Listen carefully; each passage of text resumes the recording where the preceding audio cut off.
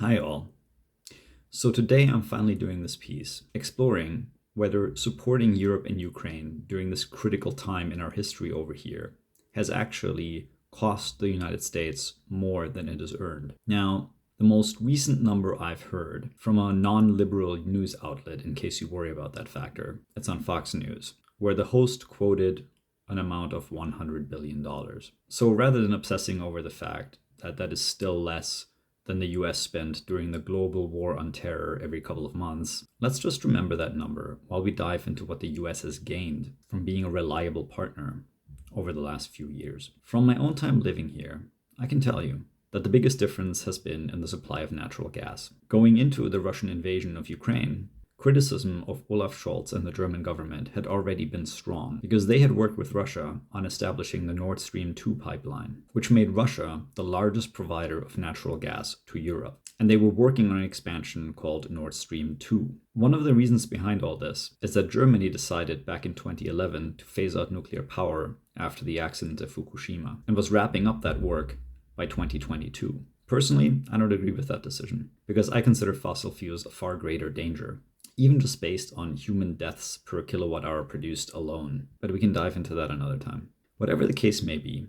as of 2021, the largest single supplier to Europe of natural gas was Russia, providing a whopping 150 billion cubic meters. That's 5.3 trillion cubic feet of liquid natural gas to Europe. By the way, if you meet anyone who tells you that Europe's acceptance of Russian peace after the Cold War was insincere, these numbers should pretty much put that topic to rest. If you're not interested in peace with another country, you don't engage in trade like this, especially on a strategically necessary resource like this. So what happened after Russia invaded Ukraine and directly threatened NATO and Europe that they were next? Oh, by the way, if you don't believe that either, you might want to look up Bloody Sledgehammer, EU headquarters. Back to energy. What happened, of course, is that Europe finally woke up and absolutely scrambled to find a way to import liquid natural gas from a different source than Russia. Germany canceled the Nord Stream 2 pipeline contract, though it probably took a little bit longer than it should have. And about 6 months later, Nord Stream 1 was demolished by some concerned individuals. But that left Europe reeling for natural gas.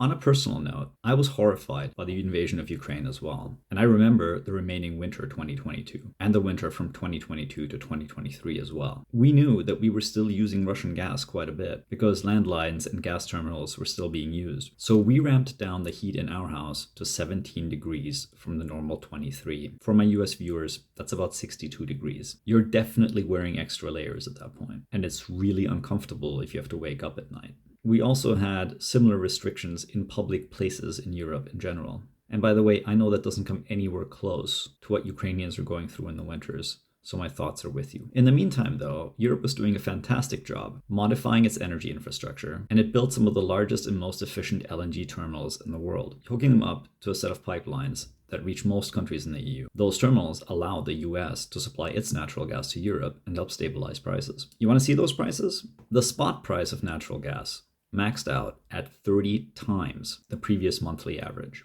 And the monthly graph looks like this. So even on a month-by-month basis, the average price hit 40 cents per kilowatt hour, where it had been under 4 cents before the escalation started towards the end of 2021. Those LNG terminals helped save Europe big time. And Europe was extremely grateful for anyone providing natural gas. And the US stepped up. Even though many natural gas updates didn't finish until late 2022, during that year alone, the US contribution to Europe's energy supply more than doubled. So let's do that math real quick. We went from 18.9 billion cubic meters to 50.1 billion cubic meters of natural gas coming from the US. That's increasing by a factor of 2.65, which is massive for a year-on-year change for a resource at that scale. You can also see that because the US is the most trusted trade partner for Europe. Imports from the US still expanded in 2023, while all other sources from outside Europe have decreased. So let's look at how much that trade is bringing in for the US.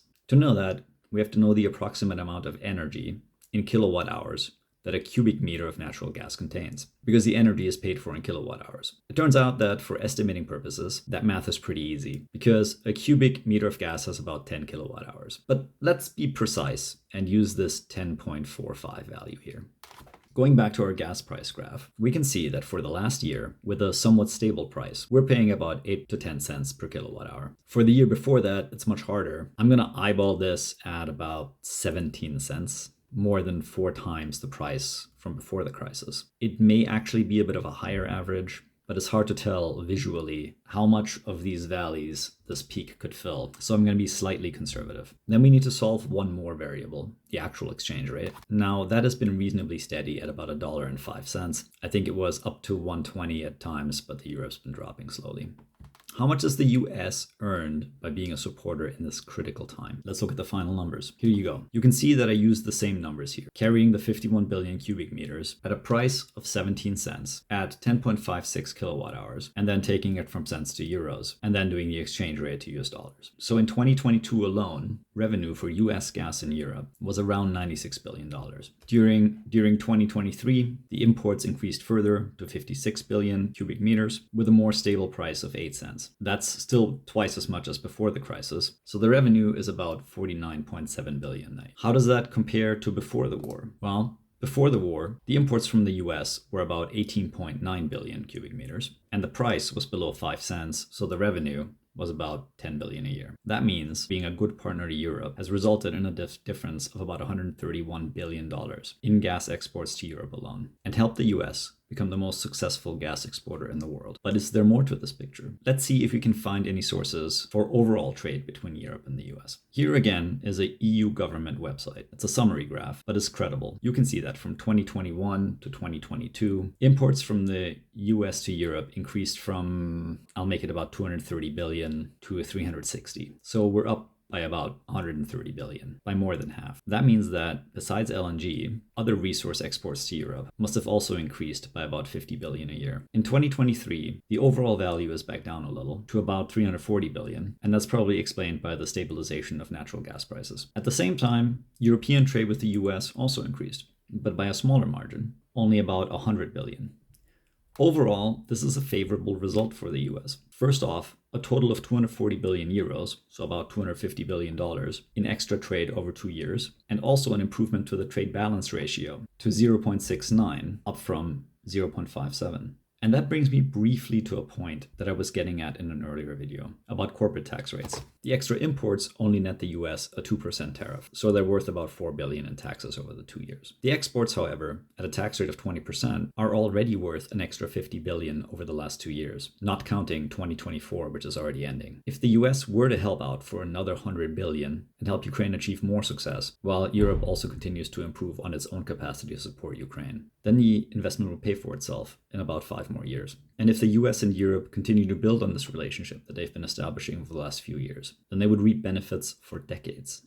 So maybe that tax rate is okay. But I think the bigger point I'd like to make is this. When you look at helping another region or another country when things are tough, don't be too cynical. It's not a one-way street. You don't just lose something. You do have to know who you're dealing with. Europe was wrong to think that giving Russia a really constructive inclusion into their part of the world would help build and grow a positive relationship. But overall, being supportive and reliable is worth more. Russia will suffer from the betrayal that they've orchestrated over the last 20 years for eternity, even after Putin passes. And if Russia would like to re-engage in trade with the rest of the world on a constructive basis, the role that they'll be allowed to play will never be as large and rewarding again as what they were given for the last 20 years. No one will ever trust them enough to let them become that advanced or powerful again. And something similar could happen in the US as well, if it treats its international relationships with too much cynicism, just like it can happen to anybody who fucks over their friends or neighbors. And on that, I'd like to leave you for now. Stay safe and warm if you're in Ukraine, and know that we're thinking about you, and I hope you enjoy the rest of your day.